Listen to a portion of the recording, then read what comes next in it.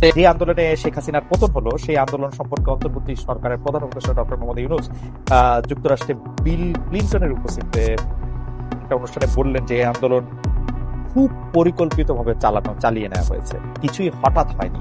আমরা আপনার কাছে একটু জানতে চাইবো যে আপনার জ্ঞাতসারে কিংবা অজ্ঞাতে এই আন্দোলন কি শুরু থেকেই কোটার আড়ালে সরকার পতনের আন্দোলন ছিল? ধন্যবাদ আপনাকে। এই আন্দোলন আসলে শুরু থেকে কোটা সংস্কারের আন্দোলনই ছিল এবং যখন হাইকোর্টের রিটটি করা হলো, মানে হাইকোর্টের রায় হলো এবং যে 56% কোটা ফিরিয়ে আনা হলো, তখন কিন্তু বিশ্ববিদ্যালয়ের শিক্ষার্থীরা সবাই ক্ষুব্ধ হয়েছে। কারণ যে আন্দোলন আমরা 18 সালে করেছি, যেটার ফলে কোটার আমরা সংস্কার চেয়েছিলাম, তখনই কিন্তু বাতিল করা হলো, সেটাকে আবার নিয়ে আসা। তো শুরুতে এটা কোটা সংস্কারের দাবিতেই ছিল এবং পরবর্তীতে আসলে সরকারের দমন পীড়নের কারণেই এটি পরবর্তী পরিস্থিতিতে যায় আসলে। তো কিন্তু সরকার যখন দমন পীড়ন শুরু করে এবং সারা দেশে এটি ছড়িয়ে যায়, সাধারণ মানুষ সবাই নেমে আসে, তখন এটা সরকারের পতনের আন্দোলন হয়ে যায়। এটা অনিবার্যভাবেই এটা হওয়ার ছিল আর কি। উপদেষ্টা ইসলাম, আমরা আসলে একটি শব্দ খুব বেশি, মাস্টার মাইন্ড, আন্দোলনের মাস্টার মাইন্ড। আসলে এই মাস্টার মাইন্ড ব্যাপারটা কি? মানে তিনি কিভাবে এই আন্দোলনটা নিয়ন্ত্রণ করেছেন বা আপনি কিভাবে একটা মাস্টার মাইন্ড দেখেন এই আন্দোলনের পিছনে? আমরা তো কোটার আন্দোলন দেখছিলাম, আপনি ঠিকই বলেছেন যে যখনই দমন পীড়নের মাধ্যমে ছাত্রদের উপরে গুলি চালানো হলো, সাধারণ ছাত্ররা মারা যেতে থাকলো, নিপীড়নের সম্মুখীন হলো, তখন আমরা সবাই সেই আন্দোলনের মধ্যে অংশগ্রহণ করেছিলাম, কিন্তু আমরা কিন্তু কোনো মাস্টার মাইন্ড টের পাই নাই। আমরা মনে করেছিলাম যে এটা স্বতঃস্ফূর্ত আন্দোলন। এখন এই মাস্টার মাইন্ডের কথাটা কোত্থেকে আসলো? মানে গত 7 দিন 10 দিন 15 দিন ধরে এটা আমরা শুনছিলাম, এখন তো প্রফেসর ইউনূস সেটিকে পরিচয়ই করিয়ে দিলেন যে হ্যাঁ, he was the master mind of all. দেখুন, আন্দোলনটা আমরা বৈষম্যবিরোধী ছাত্র আন্দোলন, যেটি একটি সাধারণ শিক্ষার্থীদের প্ল্যাটফর্ম, যেখানে বিভিন্ন রাজনৈতিক দলের নেতাকর্মীরাও ছিলেন। তো আন্দোলনটা এই আন্দোলনটাকে এখন আমরা বলতেছি যে এটা একটা লিডারলেস মুভমেন্ট, যে আন্দোলনে আসলে কোনো একক নেতৃত্ব ছিল না, বরং সাধারণ মানুষই এটাকে এগিয়ে নিয়ে গেছে। কিন্তু আন্দোলনের একটা প্রেক্ষিতে কিন্তু আন্দোলনটা পরিচালনা করতে হয়েছে। সেক্ষেত্রে হয়তো আমরা গুটি কয়েক শিক্ষার্থী আর সারা দেশে আরো কিছু শিক্ষার্থীদের সাথে সমন্বয়ে পিছন থেকে এটা পরিচালনা করেছে। সেক্ষেত্রে কিন্তু আমাদের নানা জনই আসলে বুদ্ধি পরামর্শ দিয়েছেন। যার ক্ষেত্রে এই কথাটি বলা হচ্ছে, তিনি বিশেষভাবে আমাদেরকে পরামর্শ দিয়েছেন এবং পিছন থেকেই সাহায্য সহযোগিতা করেছেন। কিন্তু তিনি এবং আমরা কেউ এই আন্দোলনের মাস্টার মাইন্ড এই শব্দটার সাথে কিন্তু একমত নই। সেটি হয়তো ভালোবাসার জায়গা থেকে অনেকে বলছেন, ডক্টর ইউনূস সেটা বলেছেন, কিন্তু আমরা আসলে এটা এমন ভাবে দেখতে চাই না। আমরা এটা একটি জনতার স্বতঃস্ফূর্ত আন্দোলন হিসেবেই দেখি। তবে একটা বিষয় বলে রাখা ভালো, যে এই আন্দোলনটাকে আপনি আসলে কবে থেকে বিবেচনা করবেন? এটা কি 36 দিনের আন্দোলন হিসেবে আপনি ব্যাখ্যা করবেন, নাকি এই আন্দোলনের পিছিয়ে যে আরো দীর্ঘ ব্যাকগ্রাউন্ড রয়েছে?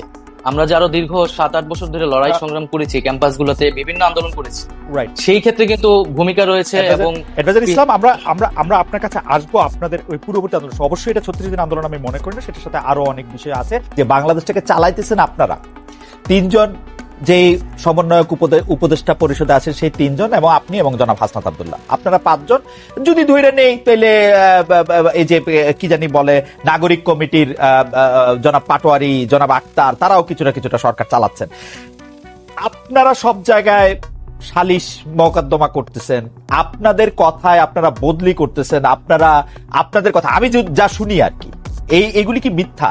মানে উপদেষ্টাদের মধ্যেও অনেকে এইটি দেখতেছেন যে আপনারা যেটা বলতেছেন, আপনারা যেদিকে যাইতেছেন দেশটা সেদিকেই যাচ্ছে। ব্যাপারটা এরকম না? বিভিন্ন জায়গা থেকে আপনাদের টাকার অন্য রাজনৈতিক দলগুলোর সাথে যদি আপনাদের মাঠে মোকাবেলা করতে হয়, তাহলে আপনাদের টাকা লাগবে। টাকা লাগার জন্য আপনারা বিভিন্ন জায়গা থেকে চাঁদা নিচ্ছেন। কখনো সেই চাঁদা গাড়ি হয়ে আসছে, কখনো সেই চাঁদা বাড়ি হয়ে আসছে, কখনো রূপায়ণ টায়ার আপনাদের অফিস হয়ে আসছে, কখনো আপনার কম্বল হয়ে আসছে সার্জিস, কখনো আসিফ মাহমুদের হেলিকপ্টার হয়ে আসছে।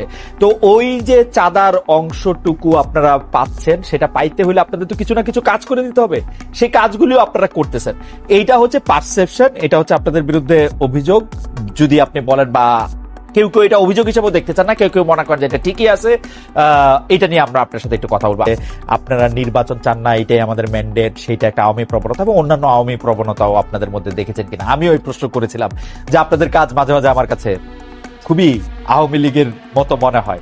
পুরো ব্যাপারটা ধরে যদি একটু আজকে দেখেন, এই পুরো বাংলাদেশের যে রাজনৈতিক দলগুলো, এই দলগুলো বিগত অর্ধ শতাব্দী ধরে যেই পলিটিক্যাল কালচারটা প্র্যাকটিস করে আজকের এই অবস্থানে আসছে, এই অভ্যুত্থানের পরও ওই পলিটিক্যাল কালচার থেকে ওই পলিটিক্যাল দলগুলো বের হইতে পারে আমি না, আপনার তার সাথে রাজনৈতিক নেতৃবৃন্দ বের হইতে আমি পারে আপনার না। সাথে ভাই একমত। শেষ করি, আমি একটু আপনার শেষ সাথে করি ভাই। একমত। হ্যাঁ। ভাই আমরা তো চোখের সামনে থেকে দেখতেছি, আপনাকে বলি ভাই, আপনি তো বাইরে থেকে দেখতেছেন, আমরা চোখের সামনে থেকে দেখতেছি। আপনাকে বলি, আজকে এই যে এত এত রক্তের উপরে দাঁড়িয়ে, খুনের হত্যার উপরে দাঁড়িয়ে, লাশের উপরে দাঁড়িয়ে এই যে সরকার, আমরা তো সরকার সরাসরি নাই, কিন্তু আমরা সরকারকেও দেখতে পাচ্ছি, মাঠকেও দেখতে পাচ্ছি।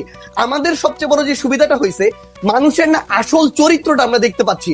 বড় বড় রাজনীতিবিদ, বড় বড় সুশীল, বড় বড় শিক্ষাবিদ, বড় বড় মিডিয়া ব্যক্তিত্ব, এগুলো আপনার সামনে যতটা ভদ্র যেভাবে প্রেজেন্ট করে, ভিতরে এক একটা কালপ্রিট এবং ভণ্ড। এরা ভিতরে ভিতরে নেগোসিয়েশন করে, ভিতরে ভিতরে এরা তদবির করে, ভিতরে ভিতরে এরা আগের কালচারটা এস্টাবলিশ করার জন্য মাঠে তাদের ছেলেদেরকে পাঠায় চাঁদাবাজি করে, উপরে এসে বলে কে ওখানে চাঁদাবাজি করতে গেছে। এই যে রাজনৈতিক দলের বড় বড় যে নেতা কর্মীগুলো, তারা যদি মাঠ পর্যায়ে বাংলাদেশের বড় রাজনৈতিক দলগুলো সহযোগিতা না করে, তাদের যারা কর্মী তাদেরকে তলে তলে ওই ভিতরে পাঠায়, আবার উপরে উপরে। আজকে আপনি দেখেন কেন আওয়ামী লীগের বিচার হইতেছে না। আওয়ামী লীগের বড় বড় নেতা কর্মীগুলোকে শেল্টার দিয়ে রাখছে। আমি বলি, জেলা আওয়ামী লীগের সাধারণ সম্পাদক সভাপতিকে শেল্টার দিচ্ছে জেলার অন্য কোন বড় রাজনৈতিক দলের সভাপতি সাধারণ সম্পাদক। This is the bitter truth. এই শেল্টার দিতেছে টাকার বিনিময়ে, এই শেল্টার দিতেছে ম্যান পাওয়ারের বিনিময়ে, অথবা এটা চিন্তা করতেছে আজকে থেকে 5-10 বছর পর তার যদি খারাপ Okay. সময় আসে, সে তাকে শেল্টার দেবে। ভাই, একটু just সেইটা বুঝাই। ফিনিশিংটা আচ্ছা, ফিনিশিংটা দেন। সামগ্রিকভাবে হ্যাঁ, শুরু করি। ফিনিশিংটা তো দেন। সবচেয়ে বড় কথাটা হচ্ছে, বৈষম্য বিরোধী ছাত্র আন্দোলন বলতে যারা আছে, অ্যাকচুয়ালি যারা স্পিরিটটাকে ধারণ করে, ভাই 5 তারিখের পরে বৈষম্য বিরোধী ছাত্র আন্দোলন হইছে নতুন করে, এই সংখ্যাটা বেশি। তারা এই নাম ভাঙায় খাইতেছে আরো বেশি। এবং এই মানুষগুলো থেকে শুরু করে অন্যান্য যারা আছে, তারা যদি তাদের জায়গা থেকে যেটুকু সহযোগিতা করা দরকার, এরা শেখ হাসিনার বিরুদ্ধে যেভাবে সহযোগিতা করতে, ওই সহযোগিতা যদি থাকতো, বাংলাদেশ 6 মাসে প্রত্যাশার চেয়ে বেশি পরিবর্তন হইতো। কিন্তু সবচেয়ে বড় সমস্যা হচ্ছে, আমরা তো সামনে থেকে ওইখানে থেকে ফেসটা পরিচিত হয়ে যাওয়ার কারণে সবকিছু আমাদের কাছে আসে। প্রাণপণ চেষ্টা করে, ভাই আমাদের তো পালাবার পথ নাই, আমরা যেদিকে যাই ঝুলাবে, এটা হচ্ছে রিয়েলিটি ভাই। তো সবচেয়ে বড় কথা হচ্ছে, আমরা আমাদের প্রাণপণ চেষ্টা করে যাচ্ছি এবং যাব, কিন্তু এই সামগ্রিক যে স্টেক হোল্ডার গুলো, যেগুলো ফাংশন না করলে, হেল্প না করলে, ওয়ার্ক না করলে, ভাই শুধু একটু শেষ করেন। এই যে বিষয়, সামগ্রিক যে স্টেক হোল্ডার গুলো, এগুলো তো বিগত কালচার গুলোর সাথে অতপ্রতভাবে জড়িত এবং সহযোগী। এরা যদি এই কালচার থেকে বের না হয়, বৈষম্য বিরোধী ছাত্র আন্দোলন বলতে যাদেরকে চেনেন বা যারা আছে, তারা তাদের জায়গা থেকে যতটুকুই কাজ করুক না কেন, ওই কাজগুলো আওয়ামী লীগের মতো করে হয়ে যাচ্ছে। সাজিস, খুবই চমৎকার আপনি বলছেন। যেমন আওয়ামী লীগও পছন্দ করতো না তাদের বিরুদ্ধে কোনো কিছু লেখা হইলে, আওয়ামী লীগ কোনোদিন পছন্দ করতো না তাদেরকে কেউ সমালোচনা করলে। আওয়ামী লীগ খুবই বিভিন্ন জায়গায় গিয়ে এই হুমকি দিত, আমরা যেটা বলবো সেইটাই হবে। আওয়ামী লীগ বলতো যে ভোটের দরকার নাই, উন্নয়ন আসে। এই সরকারের মধ্যে থেকে অনেকে বা এই সরকারের সমর্থক অনেকে এটা বলতে চায় যে নতুন করে নির্বাচনের দরকার নাই, আগে আমরা সংস্কার করব। আমাদের এইটাই ম্যান্ডেট, গণঅভ্যুত্থানই আমাদের ম্যান্ডেট।